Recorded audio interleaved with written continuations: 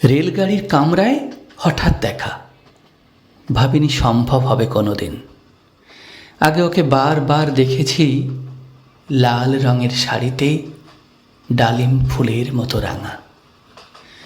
আজ পরেছে কালো রেশমের কাপড়, আঁচল তুলেছে মাথায়, দোলন চাপার মতো চিকন গৌর মুখখানি ঘিরে।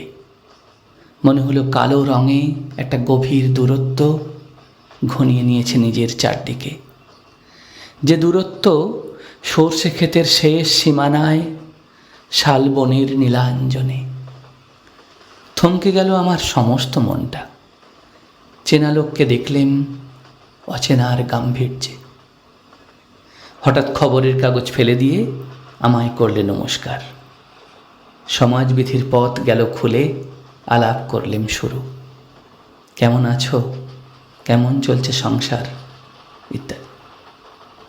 সে রইল জানলার বাইরের দিকে চেয়ে, যেন কাছের দিনের ছোঁয়াচ পার হওয়া চাহনিতে। দিলে অত্যন্ত ছোট দু একটা জবাব, কোনোটা বা দিলেই না। বুঝিয়ে দিলে হাতের অস্থিরতায়, কেন এসব কথা, এর চেয়ে অনেক ভালো চুপ করে থাকা। আমি ছিলাম অন্য বেঞ্চিতে ওর সাথীদের সঙ্গে। একসময় আঙুল নেড়ে জানালে কাছে আসতে। মনে হলো কম সাহস নয়।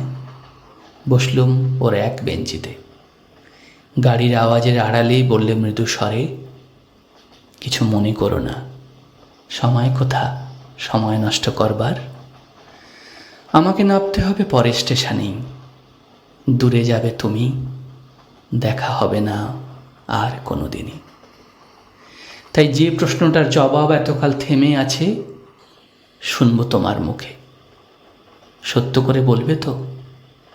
আমি বললেম, বলবো। বাইরের আকাশের দিকে তাকিয়েই শুধলো, আমাদের গেছে যে দিন, একেবারেই কি গেছে, কিছুই কি নেই বাকি। একটুকু রইলেম চুপ করে।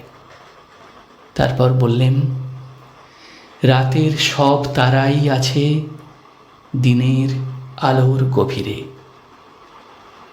খটকা লাগলো। কি জানি বানিয়ে বললেম নাকি। ও বললে, থাক, এখন যাও ওদিকে। সবাই নেমে গেল পরের স্টেশনে। আমি চললেম।